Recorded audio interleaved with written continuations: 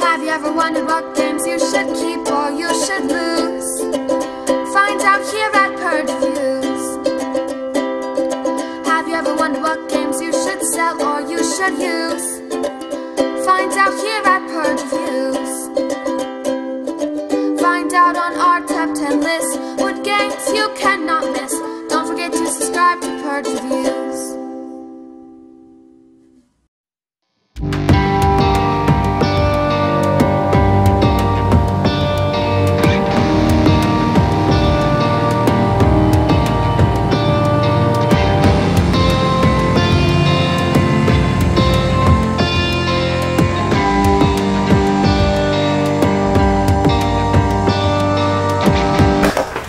Cleopatra's Caboose. That's a really funny name. So I had this game for a long time before I realized the game is a joke. Cleopatra's Caboose. Her booty, right? It's a train game in the time of Cleopatra. And the whole game is just a joke. The whole thing, from what I can read about it, was created just to be a lark, to have inside jokes. There's a ton of them in here. And I wish the game was better. I really do. It's kind of bland, it's kind of boring. The jokes may be outdated, and that might be why.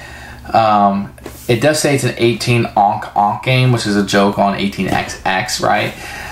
It's not an 18xx style game at all. This is more like a Steam or Age of Steam game, I guess. It's not very good. There are some problems with it, like putting out fruits, what you're delivering across the tracks. There's really no advantage of putting it out. The game can kind of run out of resources to use. It can be very difficult. It's not very fun. The components are nice. It looks good. And maybe even in its time, but I think there's a reason why, you know, it's been on Tenga and it's been really cheap for a long time. It's a game you don't hear about. It needed some help and perhaps didn't get it. It's what I would call a fine game. It's okay. It works on some levels. I just think that this day and age, X amount of years later, there's a lot better games to get. So I'm not going to recommend this game to you. I'm going to go ahead and purge it. And I think that the reasons would be is just it's not strong enough. I think I'd rather play other train games. I think I'd rather place other Euro games over this one. I don't think it does anything particularly well or unique. But I think that's on purpose. I think because it's a joke game. It's supposed to be an insider game for gamers. But I think you still need to put a game on that. And it plays up to 120 minutes. So it's a 2-hour investment. It's a pretty long game on top of that. And there isn't enough moments to draw you in and have a good time with it. There isn't anything unique, once again, on purpose. Because it's more of a parody of other things. But it also has this kind of uniqueness in the gaming industry that I think it may attract some people who want it as a collector's item because it is a little unique. I'm not sure it was made just to make money, that maybe it was made to make people laugh also, without having that like CV humor where you're, I don't know, it's just kind of weird. If you weren't a gamer, you played this and you wouldn't get any of the jokes and you just think it was a dry train bureau weird thing. But it isn't. So judge yourself accordingly.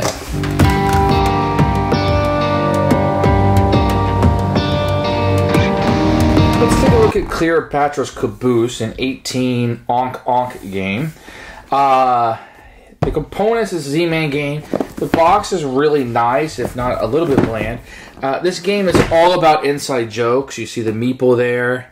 You see the explorer, the maze, the train, the Egyptian theme. Everything is supposed to be like in jokes. You got camels in the background. It's supposed to be a game of jokes and inside jokes for board gamers. I didn't really get that at first, but that's what you have. You get a rule book. The rule book's okay. It explains the game, but there were some questions I had after reading it. Let me show you the insert. So everything kind of fits in there. I have a Plano box with everything. And then what you're going to have here is you're going to have a big board. And it's a train game set in Egypt. Let me see if I can back up a little bit. But this gives you a pretty good idea of what it looks like. It's a rather long board. It has these tracks that you can place trains and spots to put cubes. And the point goes around it. You're going to get a number of trains in different colors. These are nice, big wooden trains. The components are really, really nice. And the trains are part of the in-joke here, I guess. You're going to have 5 colors. You're going to have brown, yellow, red, green, and blue. This is the first player marker, which is oversized. I think that's part of the joke also.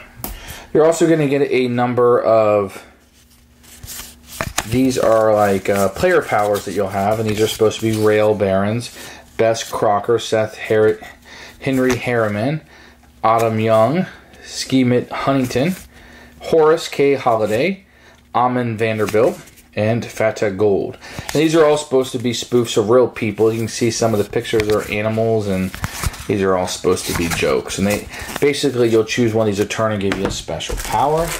You're going to get some cards in this game. The cards are actually pretty good quality. I'm pretty happy with them. These are the auction cards. They're a little bit bland. The pictures are just the sepia tone. There's a resource. I mean, just the artwork's not fantastic in this one.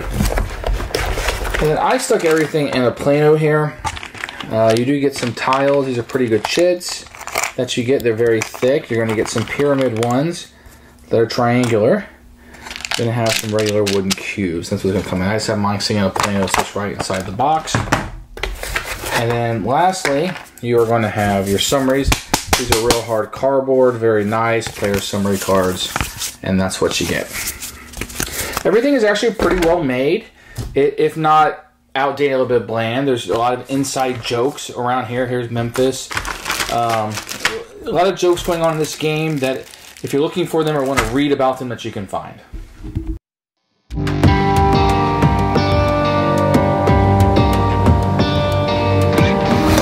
I found the rules to be a little confusing. The game's not the easiest thing to teach in the world, although it's fairly straightforward. I think better player aids would have helped. You're using the same cards, so there's a lot of just drawing cards and kind of getting the cards that you need for the cities that you need, versus having maybe multiple uses for those cards, where if you don't get what you need or what you are planning on doing, that you can get it a different way, but maybe a more expensive way, which I think is kind of where games have moved to more. Most people find it confusing. It's bland looking. I think that helps. That doesn't help people compute it, and it's not very fun. So after a couple of rounds, you're not getting into it. It's more dragging on for people. So the rules, okay. I just think it needed a different mechanism to put more fruit out there, probably.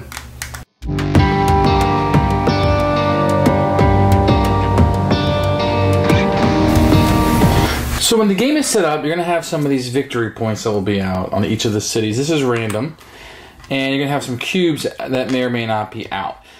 I'm showing you what it's like to have these out. And just kind of notice that there's cities, there's tracks that you're building. This is what's going on. So the first thing you're going to do is auction off.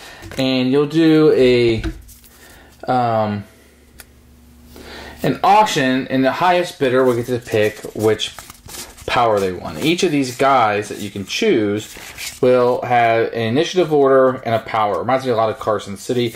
I'll show you a couple of these. You may take one extra action this turn. Once this turn of constructing track, you may score victory points. So you really wouldn't want this guy unless you can construct track. You may take 2 auction cards this turn. You may utilize one section on constructed track. So you're going to take these powers, which you'll be able to utilize on your turn or during this round or whatever. And then you'll have an initiative order of who will act in what order. In the deck, you're going to have a couple different types of cards. You're going to have an auction and a city card. So you're going to get these when you auction it off, and you're going to get a card. But let me just kind of show you some of the actions you can do. So the first thing you do is construct a track. You will need a train card and a city card. So you're going to need a card that will allow you to build the track. So here's a train card, allow you to place 3 trains, and this will allow you to play it coming out of Giza. So, well, let me show you the Memphis. So, with this place, what you would do is you'd play the auction card with the 3 trains in Memphis, and then on your turn, you can place 3 trains down. And you have a limited number of trains that you can place, but in this case, I can place 3 coming out of Memphis. And that's how you would construct a train. So you have to give up the card and then place them down. And some of them will require you to pay money to do so. Another action you can take is to build a building. I want to build a theater and I want to build it in Memphis. You just have to make sure that you can get blue here. Now, because there's a blue thing here, I can get blue up through my train, so I could give up these cards, and then I could build that building in the town. Now I'd have a theater there in Memphis. Now, another action I take is to ship goods. I know Memphis wants blue and yellow. I just need to have the ability to ship there. I can ship blue here, and when I do, I get 5 coins. I just have to have this card with the right layout of the trains. I can also choose to produce fruit. I just need a fruit card and the city that I want to place it in. And you'll see a lot of what you want to do is just having the city card for where you want to do it at. And I could produce what I want to produce here and put in that city. A lot of times though, when you produce, you're just setting up the other people to score off you. You can also build one of these pyramids in a city. You just need to make sure that it doesn't have any fruit in it. And you just have to pay double the price. And you pay this in coins. And once you do, you build a pyramid there. Those victory points will be there. And you'll score those, and nobody else can use that city. It's almost like a nuclear reactor would occur there. And the last possible action is you can draw more of these city cards. And you'll be doing this a lot because you want to keep drawing to find, oh, I really needed Dindara. I needed that. So you just keep drawing until you get it or change your strategy. So you can draw these cards. So it's a lot of trying to build things in the cities and trying to use your trains to do so, scoring points that way, getting and shipping the goods. You're going to see a mixture of a lot of different games in here. What's all going to play off you getting the cards that you need drawn in order to do so.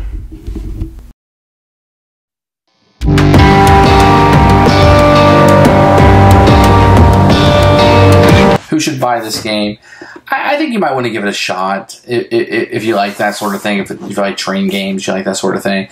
I think gamers may want to collect this for the jokes that are in it. It's a conversation piece. Like, this game is just full of so many. The cover is so full of jokes and parodies and funny things. So I think that might interest some gamers in getting a copy. It's gotten pretty cheap, to be honest, but might want to snatch it into their collection because of the jokes and just the conversational piece of it. And I have it. I have Cleopatra's Caboose. That kind of thing, more than I'm going to sit down. But the game works. It's a fine game. I just don't know that it's going to be the most interesting game. And there you have it. For me, it's going to be a Purge. I don't want to keep it around. I've had it for years. But I think it's time to pass on to somebody else.